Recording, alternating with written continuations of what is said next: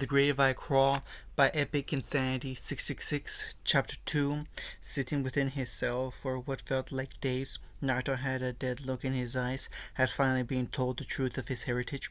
But when the truth was told, he was expecting it to be a good thing, but the fact it was told in a moment of his betrayal, he only grew anger towards the village. He tried to acknowledge him, and to top it all off, Sasuke had been given a pardon and a full access to the Forbidden Scroll.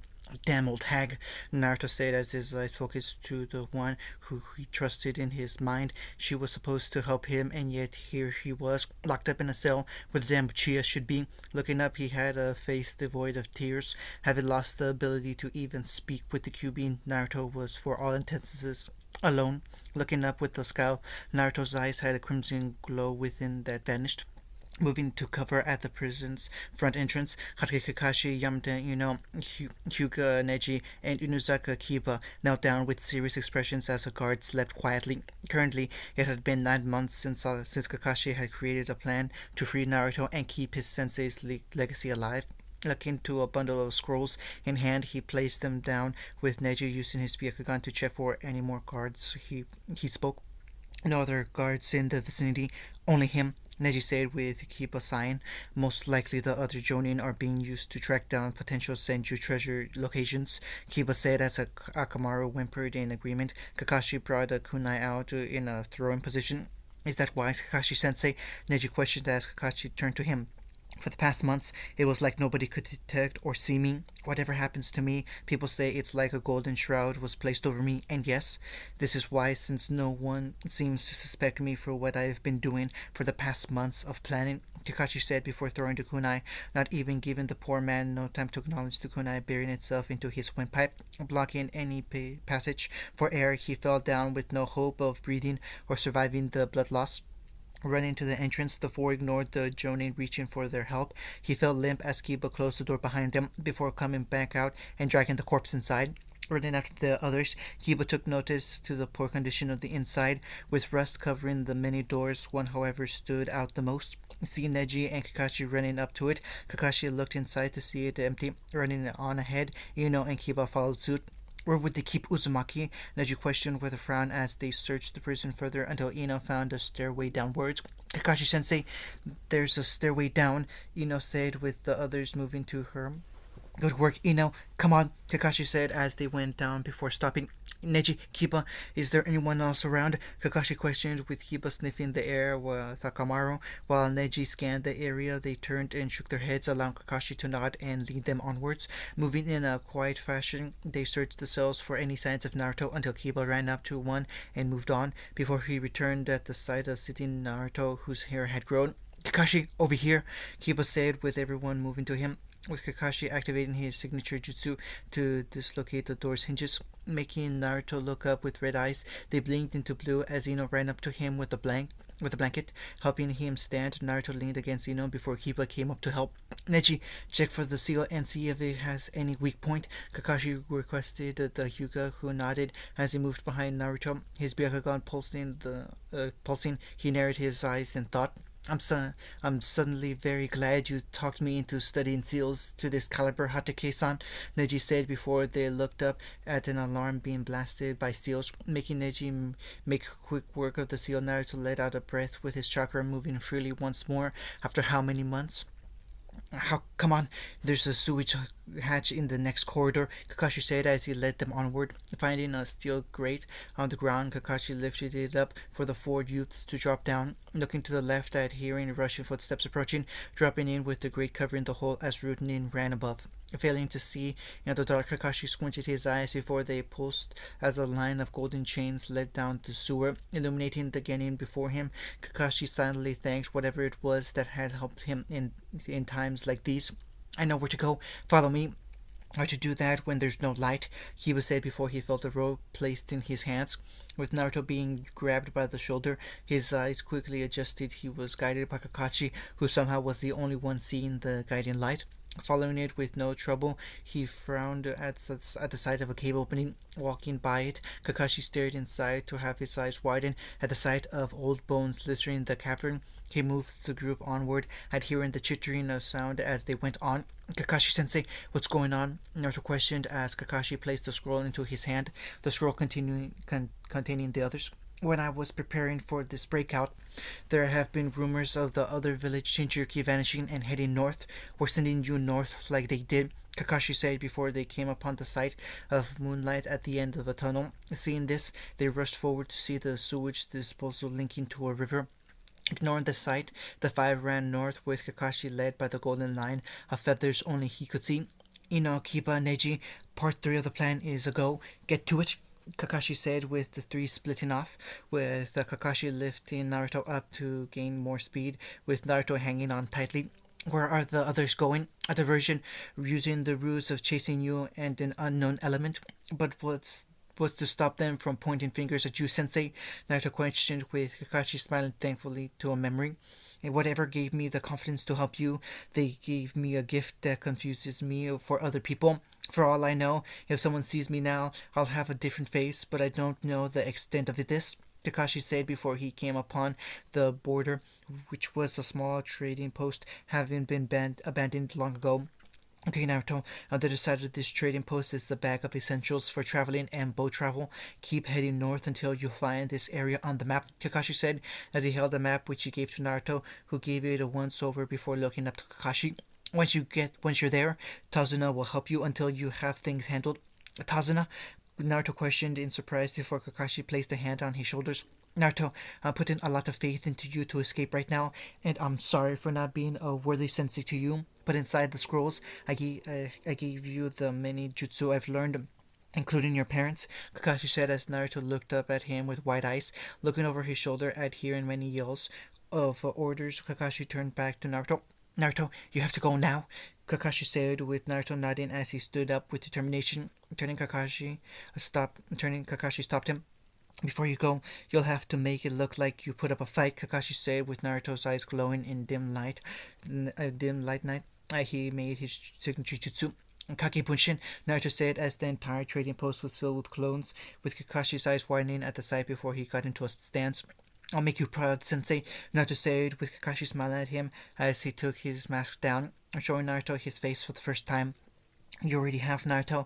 Now see if you can surprise me more by learning those jutsu. And Tazuna is probably getting impatient right now, Kakashi said as he pulled his mask back up, with the clones getting into stances, with the rare few moving Naruto out of sight towards the place the essentials were placed, leaving Kakashi with the army of clones. He spoke. So, who wants to throw the first punch?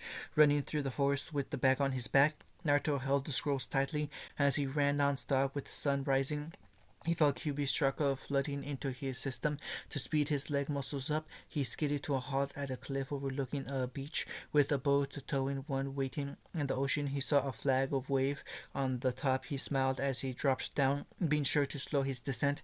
Naruto landed with a grunt before rushing towards the beach. Breaking out of the tree line, he saw the ship, some with a crew keeping things steady. With Tazuna giving out orders, he looked up at hearing a man shout out Naruto's arrival. Looking to the beach, Tazuna waved to Naruto, who waved back with tears. Naruto, hurry up, would you? Tazuna yelled as Naruto ran on the water to the boat, and upon reaching the deck, he embraced Tazuna, who gave off a chuckle. Cargo has arrived, lads. Let's get this beauty going. A voice yelled over the crewmen who went to set sailing. Looking to the oblivious, respected captain, Naruto's eyes widened in astonishment as the man stepped towards them with an 8-foot lock pistol strapped to his chest, along with the bringing ropes hanging from his parrot's hat. Staring down at the boy, the man showed a smile of perfectly white teeth. Edward, no need to frighten him. He's had it rough, Tazuna said as the man let out a chuckle. Those eyes show excitement to me, old friend. Anyway, the name's Edward Teach, lad, or more commonly known as Blackbeard in the West Seas, the pirate captain said with a smile. 2 days later, To say the least. When Naruto had entered the ship, he was adopted like a little brother to the crew members as they taught him how to run a ship. With thanks to Naruto's clones, he was able to absorb the tactics and tricks with more ease. The first day, with the crew members showing him how to play cards in the night times, with Edward and Tazuna helping him navigate, with Blackbeard seeing Naruto as a nephew, as Sarutobi Hiruzen saw him as a second grandson. And right now, Naruto was busy getting used to running the ship, being towed behind the ship Blackbeard was captain of. Queen Anne's Revenge was what the vessel was called. With the name Queen escaping Naruto's thought, he simply went back to setting things up until Edward leaned over the railing to speak down to him. Are you all set up, boy? Blackbeard questioned, with Naruto looking up to him with a salute.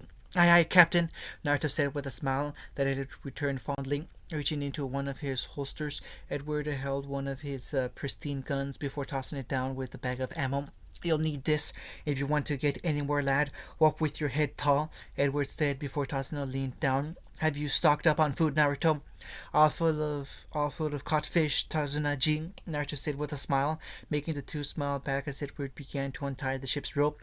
Stay north, lad, and let the sun be your guide, Edward Teach said as Naruto's boat began to sail, with Naruto waving off to them with a sad smile before he felt a weight on his shoulders. Looking to his right, he was met by a yawning Kyubi. So, ready for a new adventure, kid? Huh, you know it. Looking to the oceans ahead, Naruto smiled in excitement. Kurama, end of chapter 2. From the Grave I Crawl by Epic Insanity 666, chapter 3. First encounter. Okay, Naruto, just take it nice and easy and keep focusing chakra, Kurama said as he sat before a meditative seated Naruto as he had a scroll from the Uzumaki clan before him with the schematics of chakra usage for the clan's infamously well-known chakra chains, both defense and offense, along with neutral usage. And right now Naruto was focusing on the offensive mode with what could be described as rusted black chains of chakra rising from his back to move around freely, with Kurama perking up with pride due to him being the kid's sensei. For the past week, they had set sail, with Naruto catching 2 fish to eat, with Kurama helping him learn to cook fish with ocean seasonings. But back to the current moments, the chains were halfway to being solid before the sound of thundering clouds above gained their attention, with Kurama turning his little body around, his eyes widened at the sight of the anomaly before them. Seeing what they could describe as cracked windows showing a storm within range, with Kurama's eyes glued to the wall of glass, Naruto got up as the boat was somehow being drawn into it. Looking to the scrolls, he gathered them quickly and put them within his side pockets, making sure they were water protected. He got into position as Kurama ran to his left foot, curling around it as they entered the storm, with Naruto instantly being forced to hold on tightly as a wave pushed the boat forward, with Naruto and Kurama falling to see a large serpentine creature rising from the ocean before sinking back under, letting out a low rumble beneath the ocean waves. Naruto, keep a grip on the ropes. I'll get this one, Kurama yelled as he helped his Jinchuriki round the boat before his little eyes caught the sight of red fins beneath the water, making his eyes widen as he finally noticed the night sky within the storm, confusing him at it just being day before. But as he looked to the moon with alarm in his eyes at the sight of the moon being shattered before that sight was replaced by the dragon-like body rising above it. Kurama, Naruto began before Kurama released the rope in his mouth to fire a Bijudama at the creature as it roared at them with jaws of hunger, until those roars erupted into one of pains as half its head was blown off by Kurama, who caused Naruto to cheer before they stopped as the creature's corpse began to fall towards their ship. Naruto! Kurama yelled as the thing impacted the boat, forcing him back into the sea with darkness their only comfort. Looking to an old shell within her hands, a woman of age 27 looked over the ocean of vacuo with a serene aura around her, her cerulean blue eyes mixed with a hint of feline nature. As she felt a pair of arms wrapped around her torso, she smiled lovingly at the man. Derek, I thought you were going to sleep, the woman said as she moved a strand of blonde hair from her eyesight. She turned to the man as he smiled. It's morning, Julia, and plus I wouldn't miss it for the entirety. The man was halted in his words as he spotted something washing ashore, with Julia noticing as well. Separating from their embrace, the two frowned at seeing what remained of a bat slowly followed the shape of. There's someone out there, Julia yelled as she ran by her husband, who followed closely.